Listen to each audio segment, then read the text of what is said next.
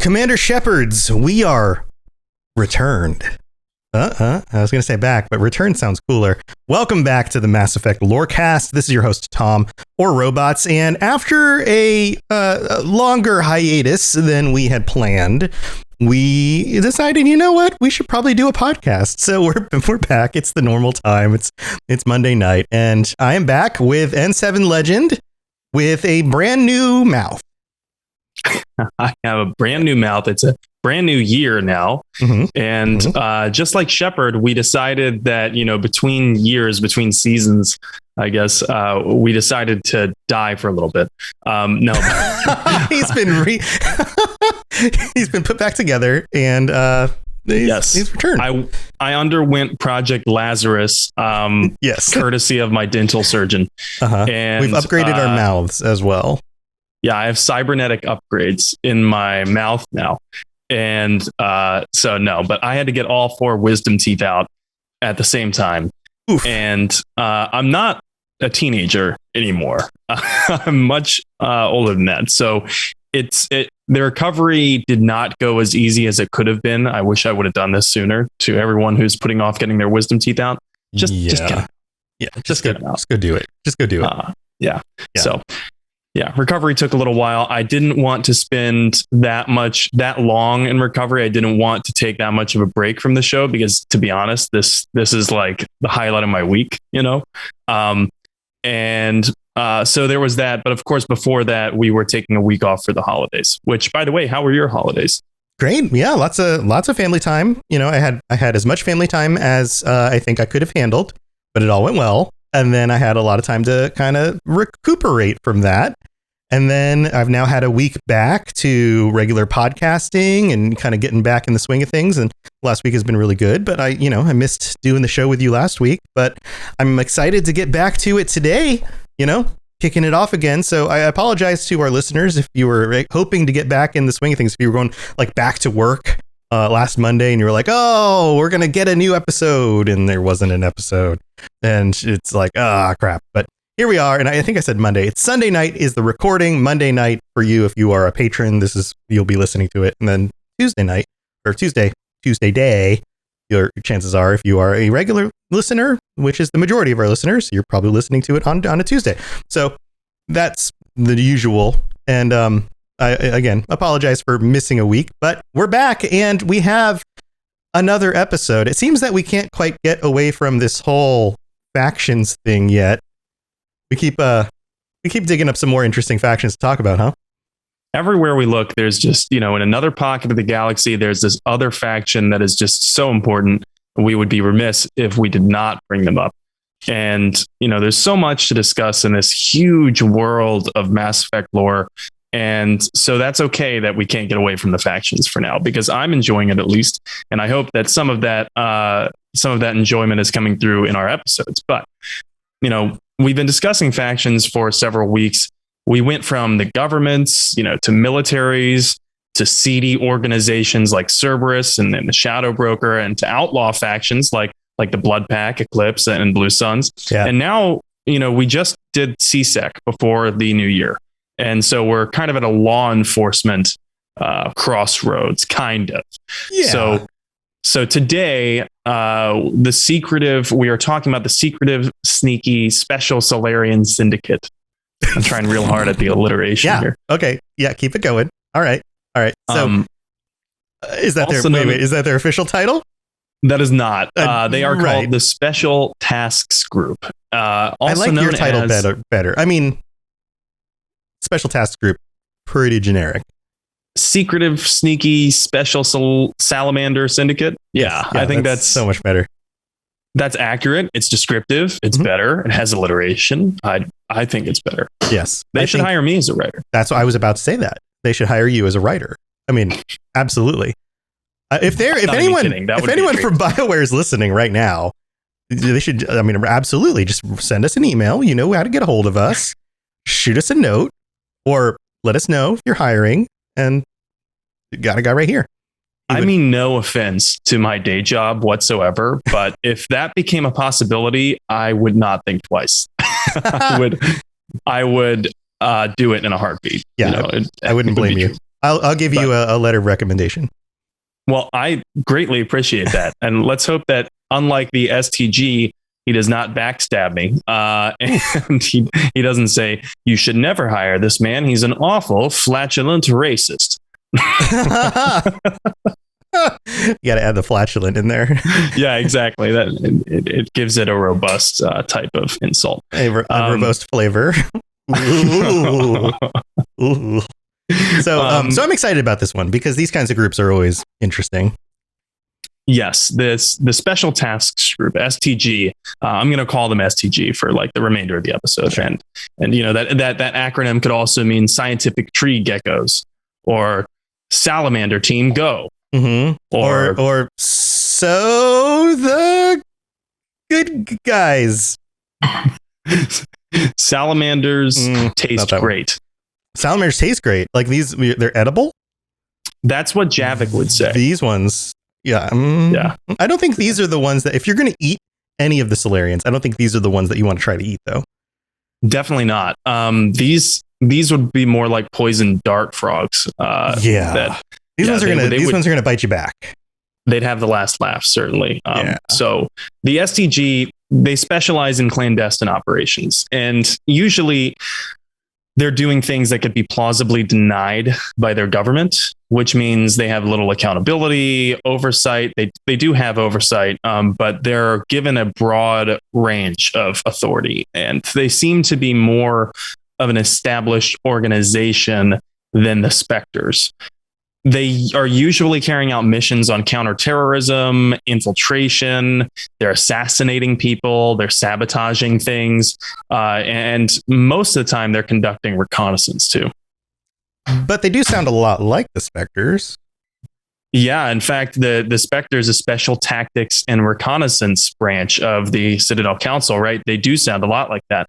And there's a reason for that, which we'll get into. But much like the Spectors, STG members are brutally practical. That's what the lore says. And they typically put the missions above the costs of all life, like both their own lives and the lives of others. So very kind of them to sign others up for that. The records are also sealed for both groups because they're operating in secrecy. So the Spectors and STG operate in secrecy in this regard. And good luck trying to dig up dirt on anyone in there, because you likely need the highest level of clearance. So the STG have a somewhat scary reputation because of that. But they're much more incognito than the Spectors are. In the games, of course, Commander Shepard is a Spectre. And in the games, it's like, damn, like everywhere you go, someone brings that up before you can even tell them. Oh, yeah, absolutely. Yeah. Hey, they're like, oh, yes. Spectors here. Or, I see we have a Spectors company. Like that. Yeah, that kind of stuff. Right. Exactly. What warrants a visit? Your presence. Yeah, what warrants a visit from the Spectors? Like that kind of crap. Yeah. So politically, they carry a cloud of notification around with them. Like everyone knows where they are. And it's pretty hard to be incognito now if you're a Spectre, just because they've gained such an international or galactic interworld fame. So, if CSEC was the nitty gritty film noir turn of the century NYC police force type of gig, the STG are the high tech pre-crime bureau from Minority Report. If you remember that movie. Yeah. Okay. Well, all right. So they're the Tom Cruise of them. Yeah, except they're far more focused on foreign policy, with one major exception that we will discuss in a bit. As for a motto, which I would be remiss if I didn't give these guys a motto. An ounce of prevention is worth a pound of cure. That quote is originally credited to Benjamin Franklin, but like most quotes that are that old, who knows who really said it? Sure. So, and then usually that's referenced in the context of medicine. But when it comes to the STG, they're not really interested in medicine that much, but they are interested in intelligence operations and military operations. But so when we talk about intelligence, when we talk about small clandestine groups, right? We have a tendency to think that it's just a few individuals, that it's a very close-knit small community. But the STG really aren't as few as you'd think, since they embody most of the Salarian military doctrine, which is to win a war before it begins through deception, stealth, misdirection, attack on support infrastructure, etc. Because of that, they constitute a huge chunk of the entire armed forces because they embody this entire Salarian military doctrine. Yeah. As you've gone through and explained kind of the focus of what they do, that's what's ringing in the back of my head, is that like this isn't it doesn't sound like a minority group that focuses on a very specific thing that's different from the rest of the military as a whole. This sounds like just the pinnacle of the doctrine as it already stands. Yeah. So it is. It's basically like they are the tip of the spear. They are the crown jewel, right? Of the, but it's also the highlight of the entire philosophy. Right. Yeah. They are the culmination of the Salarians' entire way of war. And in the lore, when they're not doing field work, it seems they're primarily monitoring developing situations. So they also have this 3-letter agency air about them as well. Like they're not just the CIA. They're also the NSA. Gotcha. Okay. So we've been explaining the origin stories of all these different factions. What do we know about the STG? Like, how did they come about? So there's a lot we don't know, right? And I feel like I'm a broken record saying this week after week, but I am, researching these things, and there's a lot of questions that remain unanswered.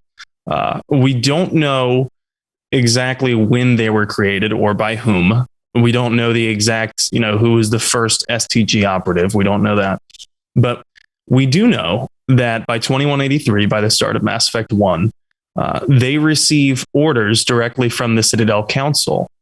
And this is interesting because the STG is an arm of the Salarian Union.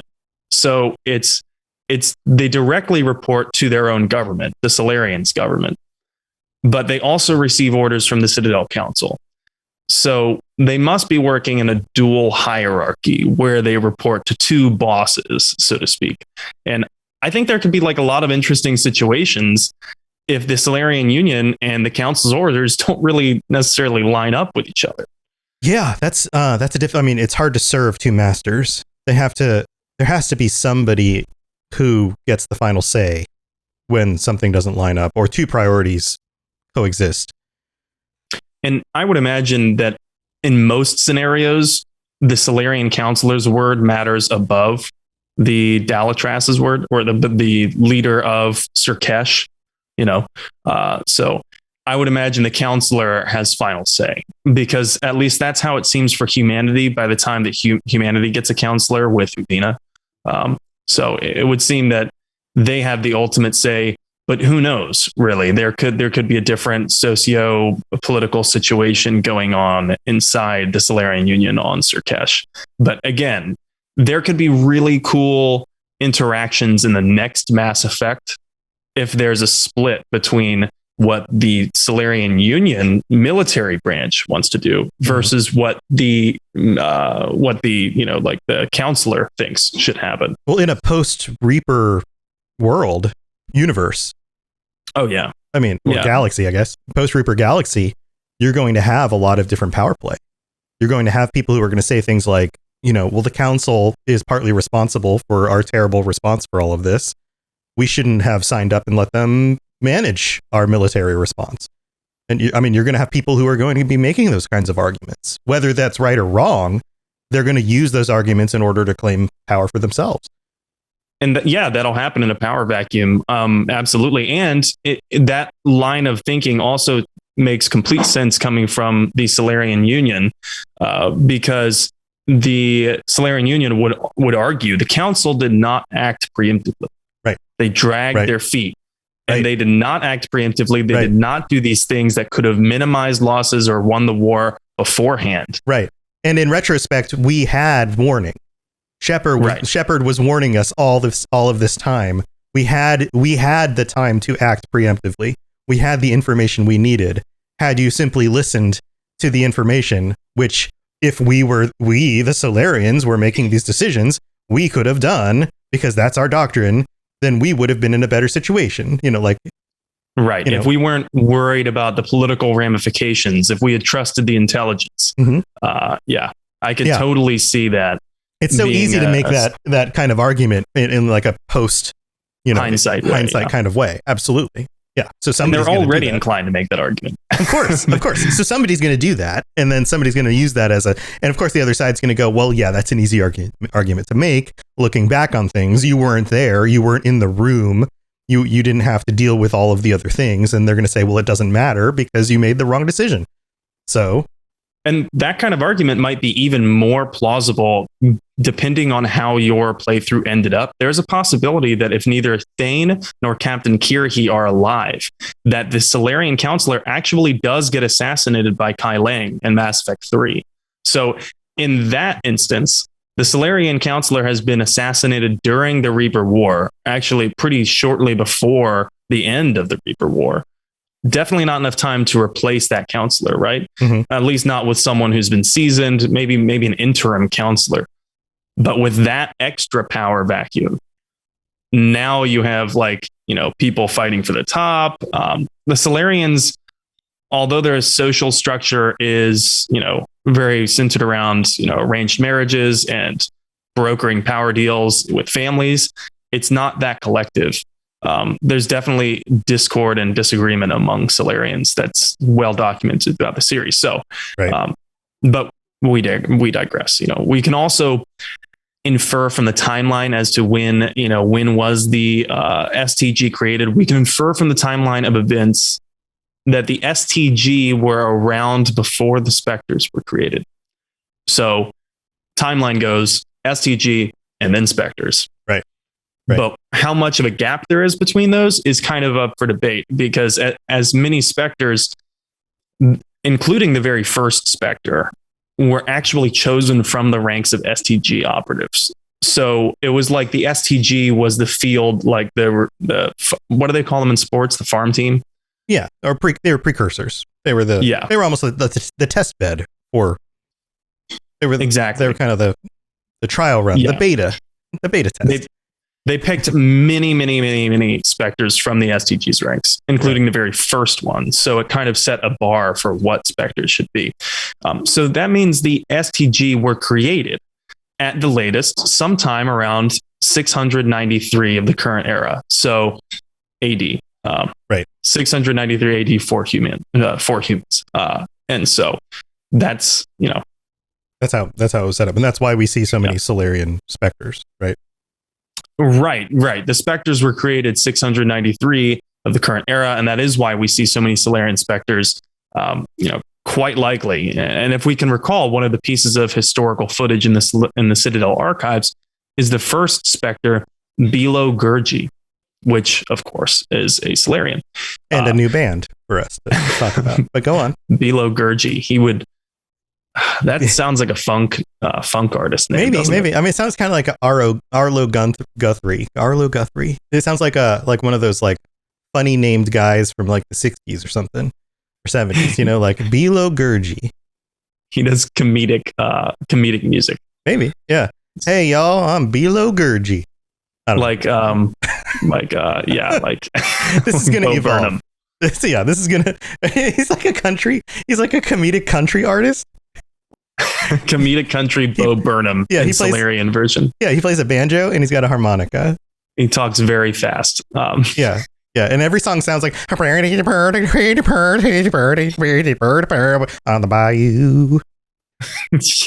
Yeah, he's got a harmonica. Yeah. And well, this is going to devolve, but we can deduce from that the Spectors were around much before that too. So I mentioned that the STG was around much before the Spectors were created, of course. Mm-hmm. So I mentioned that the STG had to have been around because of Gurgi. But they must be ancient because although Gurgi was a former STG operative, they must be ancient. The STGs must be, because there's evidence in the lore that they had to have been around for at least 1,000 years before that. So at least 1,000 years before the Spectors were created. Wow. because around 500 BC, shortly before or shortly after the Salarians found the citadel and then formed the council with the Asari, the Salarian government reveals all these classified documents on all of its secret agents who are part of a different group called the League of One. And the STG are eventually tasked with hunting down the members of the League. So the STG had to have been around then. Right. Okay. So the League of One, I mean, that sounds familiar, right? That's so okay. So why does that sound familiar? Well, I'm so excited to dive into this part, but it's like this whole big thing, and we've got a lot to get through in the mid break, right? Mm-hmm. Yes, we do. Yeah. So, all right. So we're holding off. We're gonna get to that after the break. Yeah, I think I need a breather because it's a lot to unpack. All right. Let's do the mid break. We're going to thank our patrons. We're going to go over some reviews. I'm going to show off the shirt that some of our community sent me because it's hilarious. And we'll be right back. Message coming in. Patching it through. I am sovereign, and this station is mine. I like the sound of that. All right. So, patrons, it's been a little while. Thank you for being patient with us, but we've got some new favorite people that we can call out. 2 brand new patrons have signed up recently. We've got Cyclops and Patrick B. Thank you for joining us, both of you. Welcome to the Patreon.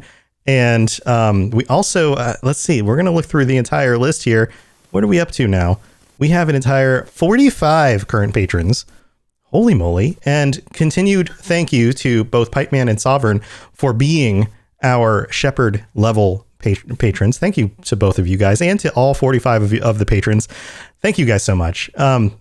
You guys really do help make this a thing that we can keep doing, and we really do appreciate it. So if we've helped you get through your work days, your commutes, your workouts, getting through the holidays, taking down your holiday decorations, I mean, anything that you've been doing recently, then please go check out patreon.com/Mass Effect Lorecast and check out all the different tiers, because you can join us on future episodes of the show. You can get t-shirts and stickers and stuff there. In fact, a lot of that stuff's been shipping out already.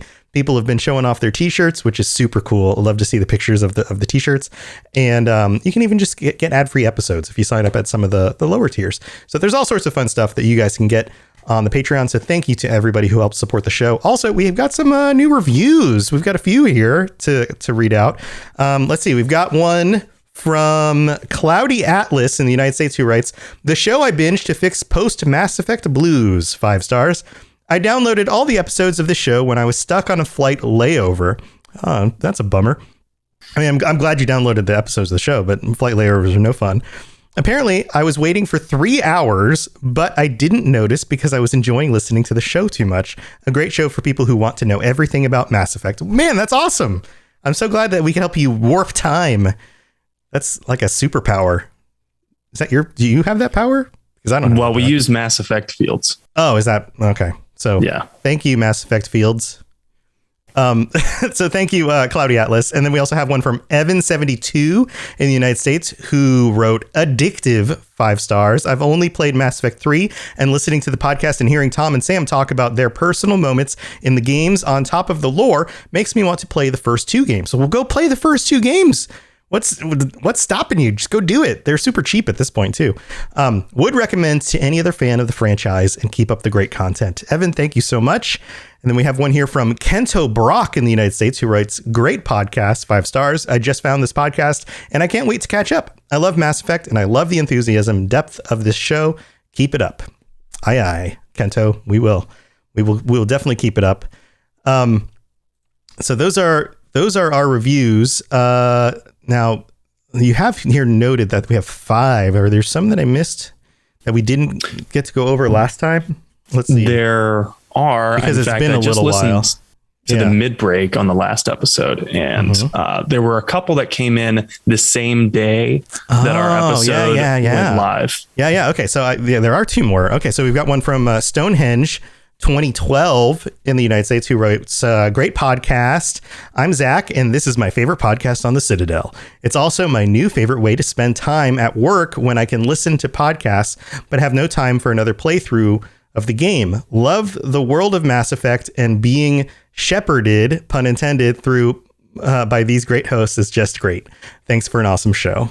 Oh, well, thanks, Zach. That's you're welcome for your shepherding.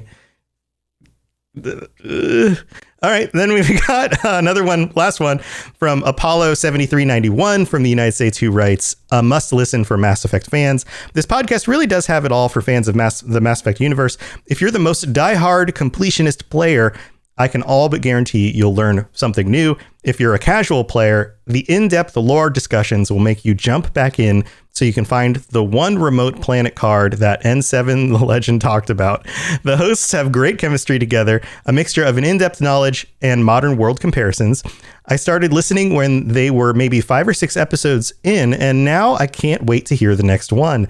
The podcast absolutely enhances any playthrough of the trilogy.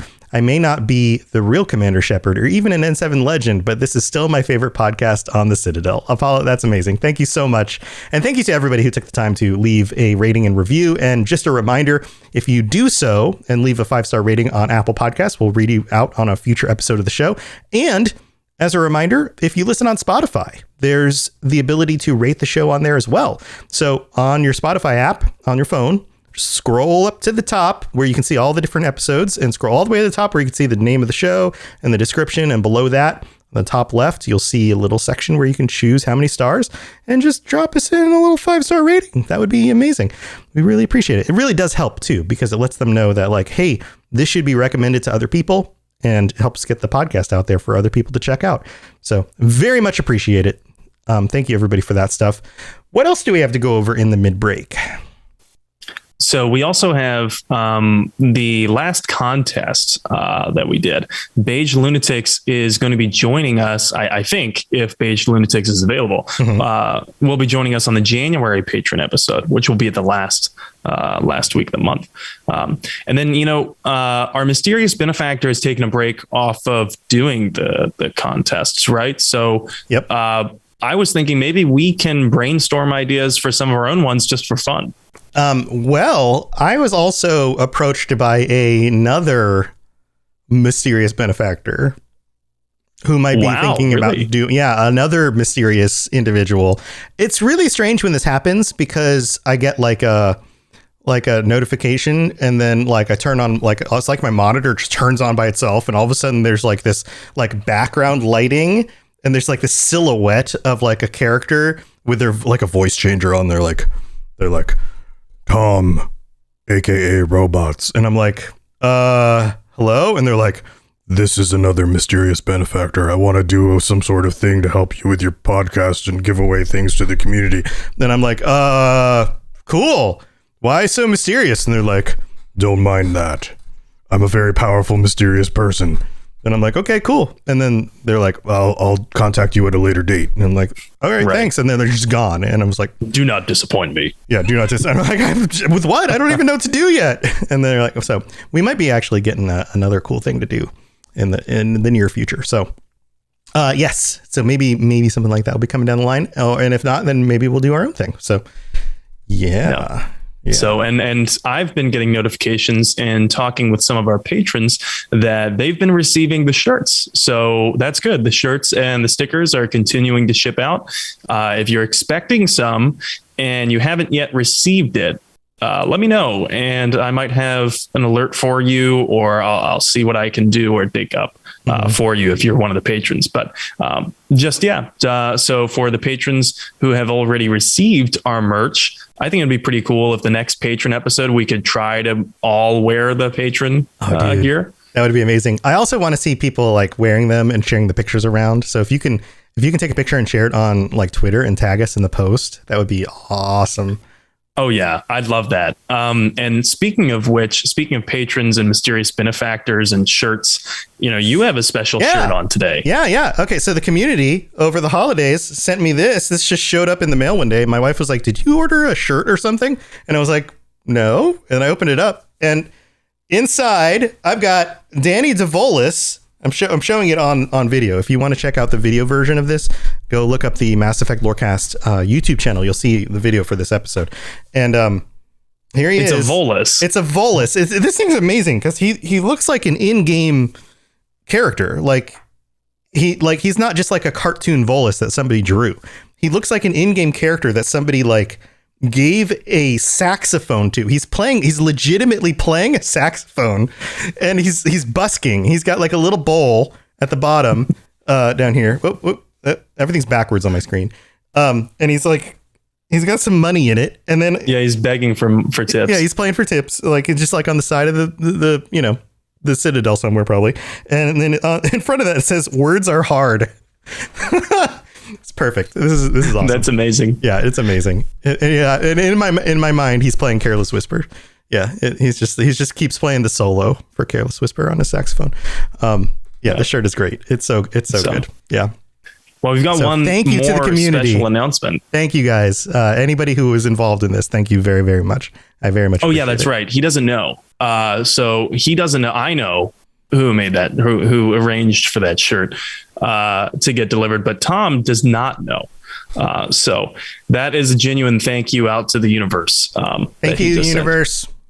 And we have one more special announcement, and I'm very excited to tell everyone about this. We have another special episode of the Lorecast coming up on January 23rd, because then we are having two incredibly intelligent members of our community with very deep backgrounds in music and theory to come on and talk to us about the music of Mass Effect, the scores that we remember from the first three games and Andromeda, and what made them so special. And maybe they'll talk a little bit on the psychology of that as well. So I'm very excited for that episode. Yes. Music in games is so cool. I'm just going to announce that to the universe as well. There were some really big name composers that made the soundtrack for the Mass Effect games, including Clint Mansell and Jack Wall, Sam Hulick. Mm-hmm, mm-hmm. So that should be a really great episode. Yeah, it's like big stuff. All right, well, let's get back to the rest of the show because we've got to talk about the League of One. Here we go. Spit it out, or are you trying to build suspense? You're so dense, sir. Obviously, I do not know as much about human relationships as I thought. All right, so here we are back with the episode. And Sam, we were going to talk about the League of One. So who is this? Should we know who they are? So unless you played Mass Effect 1, you might not know who they are. Okay, because so that's why they sound familiar. It was a side quest. It started as a side planet side quests. And they were the elite primetime intelligence gathering service for the Salarian Union. In fact, they were around before the STG, it seems. And they were adept at infiltrating the tightest defenses and eliminating all necessary obstacles from the lore. That's what it says. So sounds very similar, right? Sounds like proto STG, proto Spectors, that kind of thing. Except that there was a brief period where they were around at the same time as the STG, and we're not sure for how long. We're not sure when the STG was created, if the League of One was a specific elite faction within the STG. Those things are not quite clear, but what we do know is that the League of One was never more than a dozen strong. That's what the lore says. And so there were never more than 12 members, never more than 12 people associated. So that's a very elite group. But their identities were kept hidden from all but the highest levels, the very highest levels of government and military. So that's a little bit more secretive than the STG. Obviously, STG operatives know who their teammates are, and it's kind of like they introduce themselves as STG. Mm-hmm. So it's not that clandestine. It's like being a Spectre. I'm Commander Shepard. I'm a Spectre. It's like, okay, right. Commander Shepard is a Spectre. Everybody knows it. Yeah. Right. So people know when you're STG. People do not know if you are a member of the League of One. Mm-hmm. And so they wore no uniform. They were always undercover. They had no rank, none at all. And they were only given a medallion. This is the only identifying feature. They were only given a medallion upon their induction into the League. So we collected these medallions through a series of side planet missions in Mass Effect 1, as people might remember. And so sometimes we found them on the bodies of the people who were assigned to hunt them. And it's not just a random fetch quest with no significance, gathering these League of One medallions, surveying planets and things like that and finding them. Because as I said, the Asari are uncomfortable with the existence of this shadow organization, this league of super spies operating in the shadows with no accountability to them. And these guys exist by the time the Salarians find the Citadel. Like they were already in existence, right? The league members. And so maybe the Asari are afraid of being assassinated in a coup d'etat. And so as a gesture of openness, like a you can trust us type of thing, the Salarians abruptly unclassify and release all of the documents pertaining to the League of One and its members, who to this point were like top secret information, and again, those identities of the members of the League of One were only known to the very highest levels of leadership. And like, I'm talking a handful of individuals. Yeah.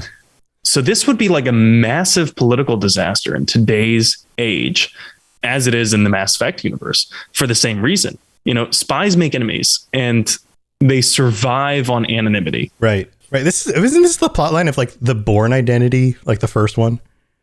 Yeah. So imagine pissing off a group of Jason Bournes. Yeah. Right. I mean, that seems like what would happen is that like, you'd have like a dozen of these dudettes, whoever, and they'd just be like, son of a bitch, it's going down. Right. And they're just going to take out anybody who comes after them. Right. Jesus Christ. It's Jason Bournes.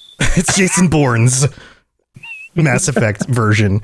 Yeah. But can you imagine if the US did this with their top spies? Like, I can't see that ending well.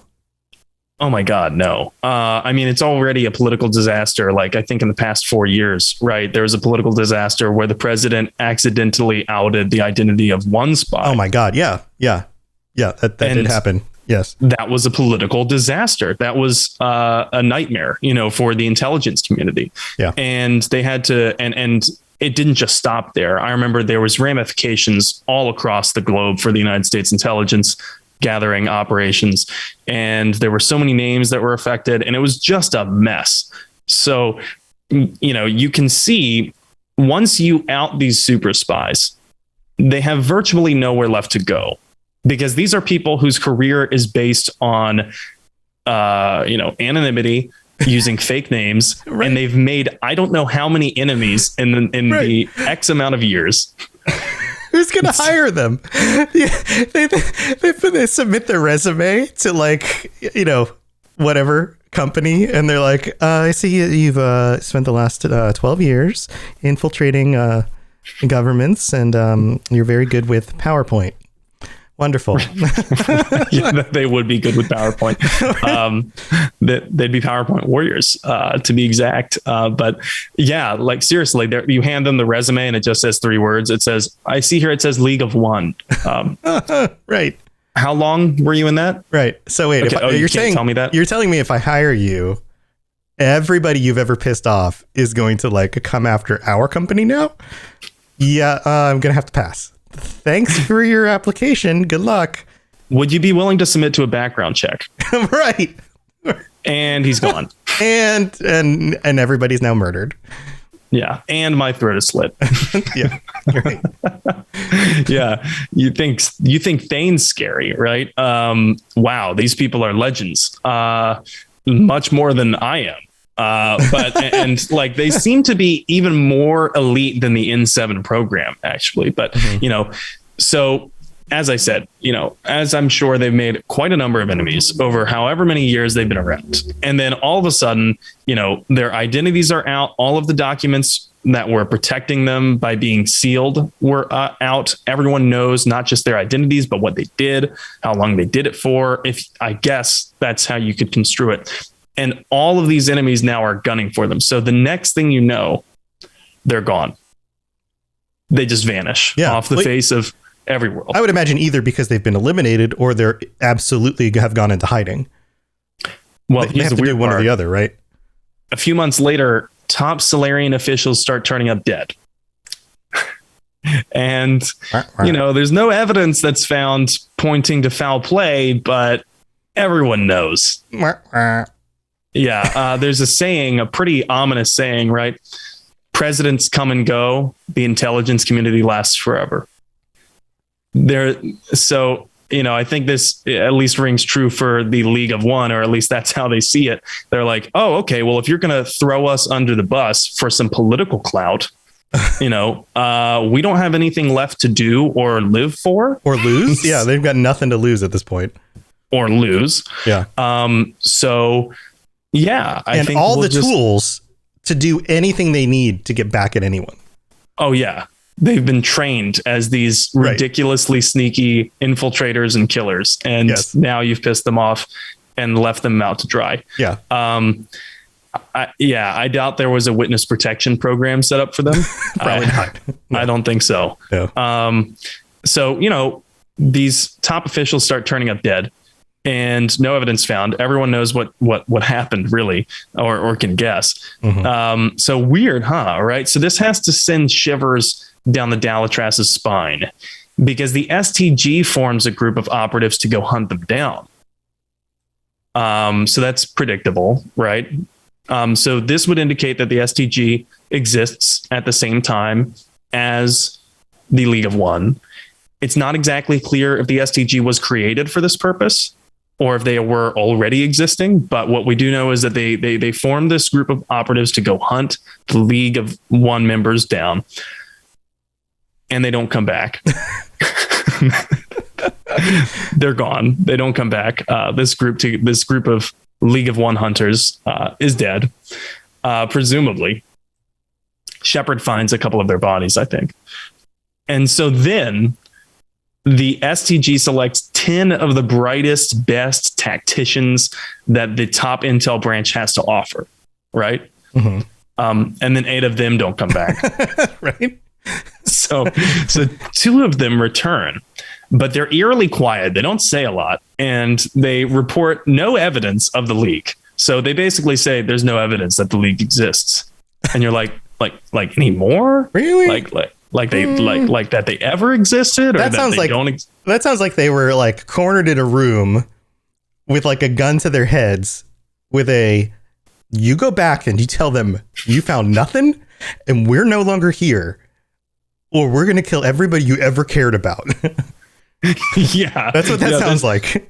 Something weird going on here, but they fast forward and there's no more ruckus. There's no more assassinations of these top Salarian officials. So they just presume, or they assume that, well, the problem must have been taken care of. Probably best to leave that alone. We should just trust these infiltrators and people who are trained to lie. But it makes sense. The 2 return. They say the problem's been taken care of. That's all the political reason they need to take to the Asari and be like, see, they're dead. It's fine. Everything's fine. Right. We have reason to believe that this problem has been solved. Yes. Yeah. They lean away from the mic and, talk to their counsel. Yeah. I've been informed the problem's been taken care of. Yeah. Yeah. Okay. Yeah. I do not recall. But there are rumors of a mysterious 13th member of the League of One who was so secretive that not even the leadership of the Salarian Union knew who it was. So this Salarian may have escaped. Okay. So this okay. So but this happened like thousands of years before Mass Effect 1. So there's no way we could have run into there's no way they're still around by then. They don't live that long. That's correct. No, they don't live that long. As we know, Salarian lifespans are so much shorter than that. They're, around on max around 40 years. Right. So we definitely didn't meet this person in any of the Mass Effect games who may have been the 13th member. We did not meet them. But I have my own theory. And first, I have a theory about, I think it's quite possible that 2 of the League of One members killed and beat up and then assumed the identity of the hunters who were tracking them down. Oh, okay. And then went back and said, nope, no evidence. Okay. You know, maybe they changed the pigmentation of their skin, or, you know, they changed their appearance enough to because they have the tech to do that. Right. And then they altered records and databases because they would have had super high clearance and the know-how to do that, and alter OmniTool records and whatnot. So I think that one's quite possible. I think it's also quite possible, like you said, they were threatened into returning and just being like, I didn't see nothing. Right. And then there's also this theory about the 13th member that I have. We already covered this faction that I'm about to bring up, but I think that this 13th member escaped. And then the 13th member built a network of seedy outlaw operatives around him to protect himself, becoming the first shadow broker. And the timeline would have fit. You know, think about it. We don't really know how long the shadow broker's been around. That's number one. Number two, we can infer it has been a series of people, because it has been at least two people since the Yogg killed the original, not the original shadow broker, but the shadow broker before them. The one we knew about first. Right. And then number three, who better to start a shadow organization that deals in information? Who better to employ and train the galaxy's largest network of spies, mercenaries, operatives, etc.? Who else would have the desire to trade that information that could bring down and topple governments, other than like a top secret Salarian agent who clearly must love the Salarian Union and his people, so he doesn't necessarily want to just only destroy the Salarians. Right. But he could play it fair by wielding the power of information against anyone that might come after him. Right. And also has the motivation to do so. You know, that would, creating an organization like that would give them something to do with the talents they already have, but it would also help keep them safe. It would, exactly. So they would prove to be not only a formidable opponent to anyone who would try to mess with them, but they would also prove to be an asset that no one would want to lose. Right. So, or to go up against. You create a legend around yourself. You know, like you become the Batman. You know, basically, and then all of a sudden you're way more difficult to deal with than if you're just that one guy that got away. Or maybe the 13th member started the Shadow Broker's lair, right, on Hagalaz, and then the two hunters showed up, and they walk into the ship, and he turns around in his chair, right, and he's like, yes, the STG. I have a job proposition for both of you. How would you like a raise? Thus becoming the first informants of the Shadow Broker. Exactly. I think we may have just written the next part for BioWare here. I'm not sure. I have a deal you can't refuse. Either you come work for me, or you work for no one ever again. He snaps. Okay. Now go tell them that you found all of us and there's nothing else to solve. Yeah. And since there would be no record of him being a League of One member, since he was the mysterious 13th member, they could deniably, say, well, there was no evidence of the League of One that we found. And then everything they then stay in their position while feeding him information that they are glomming from the highest levels of government from that point on, being the initial two sources of information for the new Shadow Broker. Right. He's gaining a business by suckling at the teat of the already established best intelligence gathering operation in the galaxy. Right. And what better to do to get back at them, because you're never going to destroy the entire government that screwed you over. So why not suck them dry? And supplant them. Right. Yeah. Right. Yeah. Man, I think we may have could be it. I could see. I mean, there's potential there. There's definitely motive, ability. Like, you've got a number of things going on there. Now, I guess the other question is, does the timeline sync up? And once we get more information, it would be interesting to see, like, okay, does the Shadow Broker history go back that far? Yeah. If we get some sort of like, well, there was no sign of a Shadow Broker until about 300 years ago, and then it's to be like, okay, well. Exactly. So that is as far as we know at this point. But writers likely left some leads open, like the timeline, so that they could have some stuff to work with in the future. Right. Okay. So, but that's about it. That's all we know. That's all we know about the League of One. Right. Okay. So let's get back to the STG. What famous stuff has the STG actually done besides hunting down the League of One, potentially? May or may not have hunted down the League.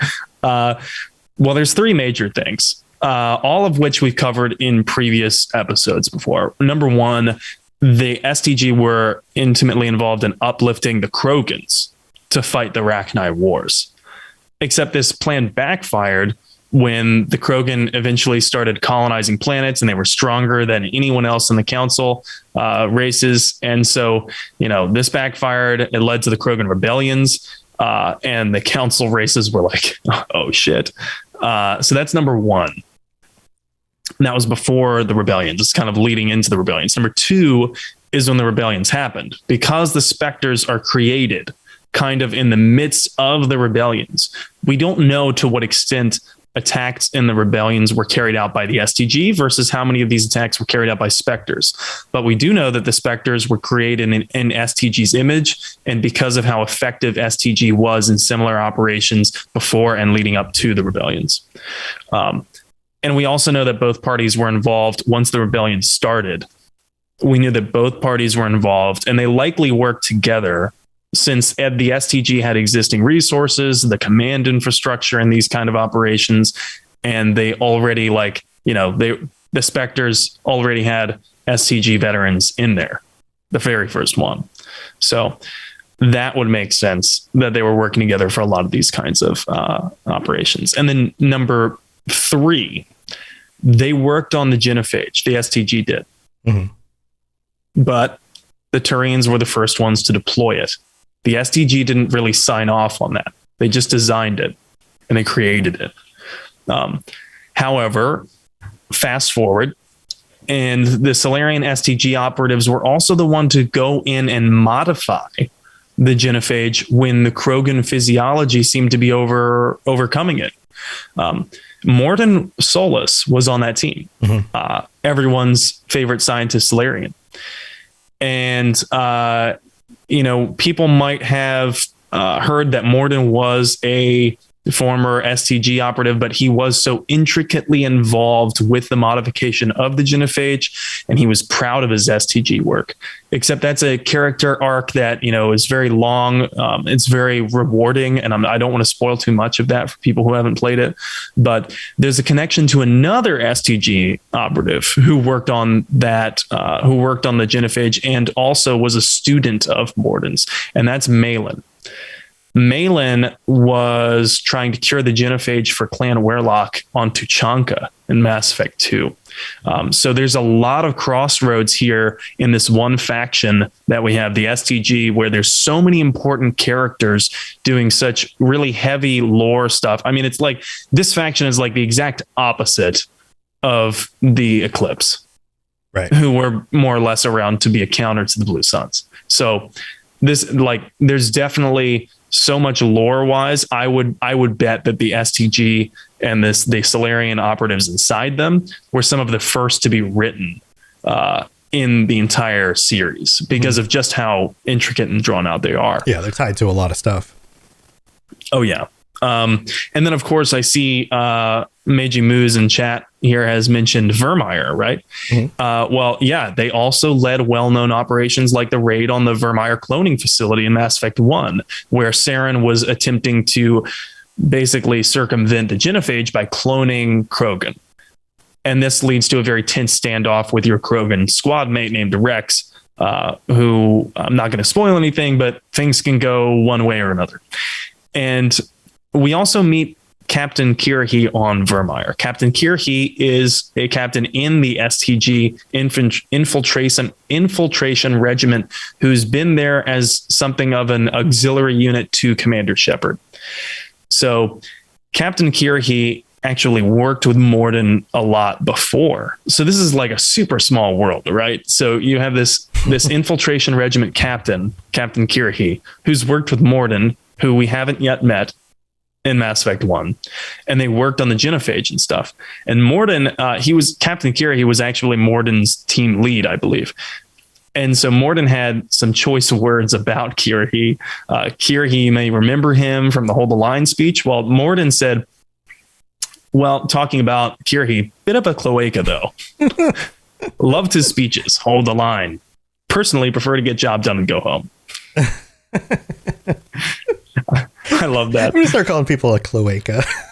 It's like it's all the insults in one. You know, yeah, it's you're calling them the genitals, you're calling them the asshole, right? Like you're really you're nailing it with that insult. All of it. So yeah, very clever insult with that, and I love the way it's not with anger that Morden says it. It's actually just with like a joie de vivre. Yeah, it's just like it's a fact. It's just who he is. yeah. And if Kirhi actually survives there on Vermeer and Mass Effect 1, we run into him again on Surkesh, where the STG are holding the female Krogans. And Surkesh might ring a bell. That's the Salarian homeworld. Mm-hmm. So, and that's in Mass Effect 3. Also on Surkesh, there's evidence that the STG is working to again uplift another race, but this time it's the Yogg. And they're working to use them as plausibly deniable assassins and or political tools. So basically, contract their terroristic work out, I guess, to the Yogg.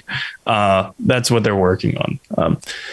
There are some other instances referenced that I personally want to know more about, and these might sound familiar to you. Here he mentions these people during his speech. The Ever Alert, that's a code name. The STG members are only known by code names. So the Ever Alert is one of the STG members, one of the famous ones within their own branch. And he's known for keeping armies at bay with hidden facts. It just sounds like code. Yeah. It's like, so he's it's like if you know, you know, but if you don't, it's like, right.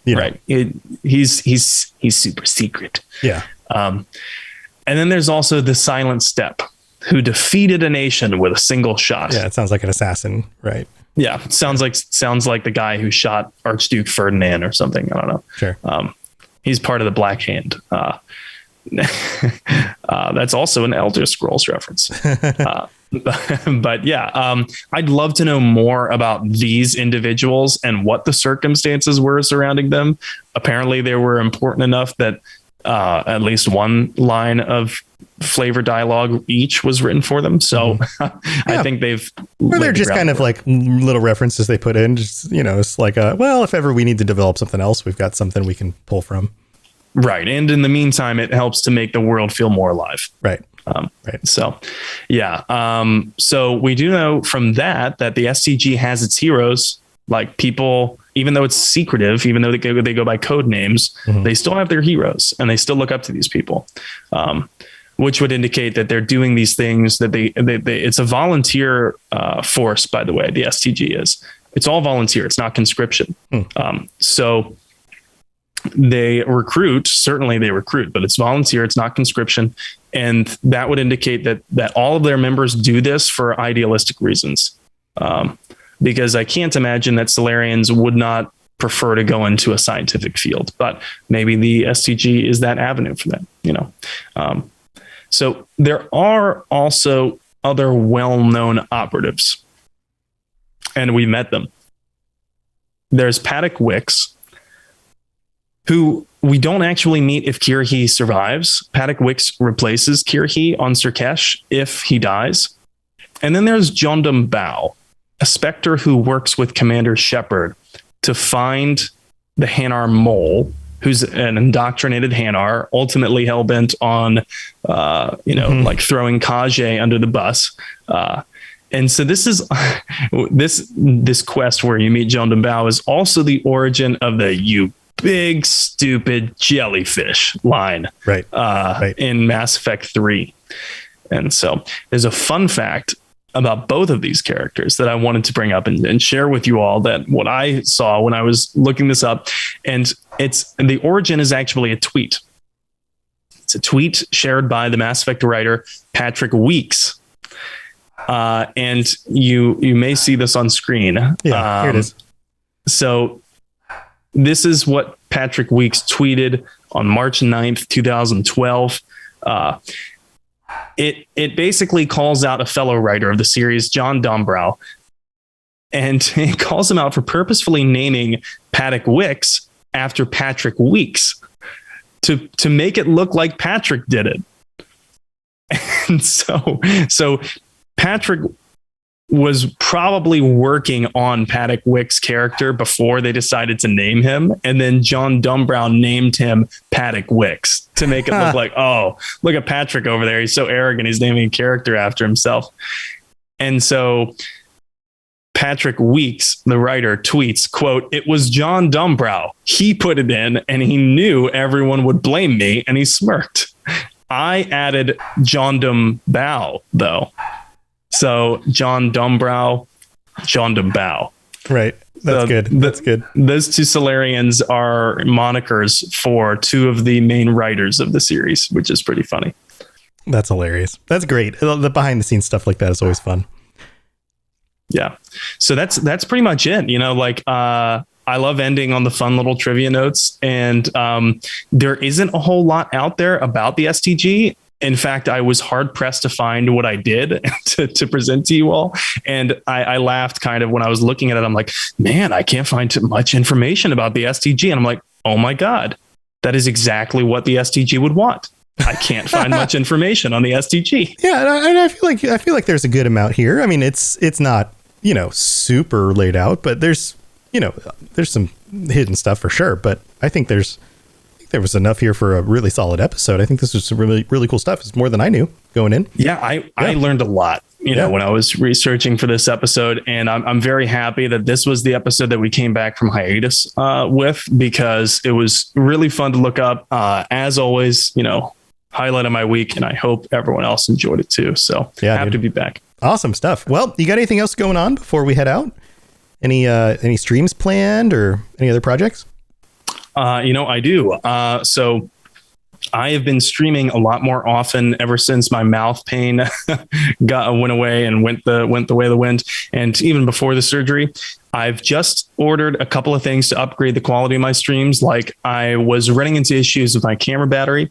And so I ordered this thing that you told me about, which is basically a fake battery, plugs into the camera, the DSLR camera, and you can plug it into the wall. So that means I can use my DSLR as a webcam for extended portions of time. And it's just such a higher quality video, and I can zoom in and out with it. That's what I use. Yeah. And it looks great. Like it shows, obviously. So yeah, I have some low light lenses for it too, very low aperture. So I'm very excited to use that. And I've ordered a 10-inch ring light, which I think will have a big impact. Yeah. You can see mine in my glasses. Oh yeah, you can. Mm-hmm. And then future, at some point, I'm planning to upgrade my RAM, because I have 16 gigabytes of 3200 speed at some point, I think. But you're fine. You're not going to notice much of a difference with more RAM, unless you're really crunching really large video or image files. Yeah, I guess since it is new since the last episode that we did, I ordered and I installed by myself a liquid AIO cooler for my CPU. Yeah, dude, that's awesome. And that wasn't easy. It was a little difficult. But it's in there. It's working great. My idling temps are now like 30 degrees. Mm-hmm. And that's just like wonderful to see. I'm very happy with this. So my point in bringing all that up is that my streams are going to be more frequent. I'm going to try and do them at least twice a week. And I am playing Mass Effect 1 through again with FimShep. and I'm doing the most horrendous Mass Effect Andromeda character you could ever see. Oh, sweet.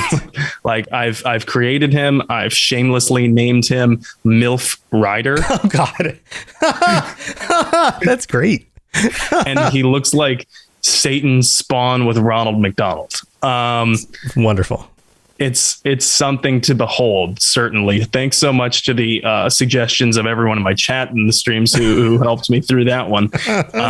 And so, yeah, if you'd like to see any of those streams, just follow me at N7Legend on Twitch. I have an N7 Legend YouTube. I'm going to try and get that restream thing going on so then I can stream on YouTube as well. And yeah, you can find me virtually every other platform at N7 The Legend. That's awesome. That's awesome. Let's see. I've got here. I've got the video capture thing up. We've got the updated website is up. I mentioned this was in the works last month, and yeah, that's the new header. And then I've even added a calendar here for all our live streams. So you can see the Mass Effect Lorecast Sunday nights, and then my new thing is that every night from Sunday through Friday, I'm streaming something. And so that includes the Witcher Lorecast tomorrow night, but then also video games on the nights that we don't have podcasts. So we're doing Elder Scrolls Online. I'm playing a lot of that lately, and Skyrim and a bunch of other stuff with the community.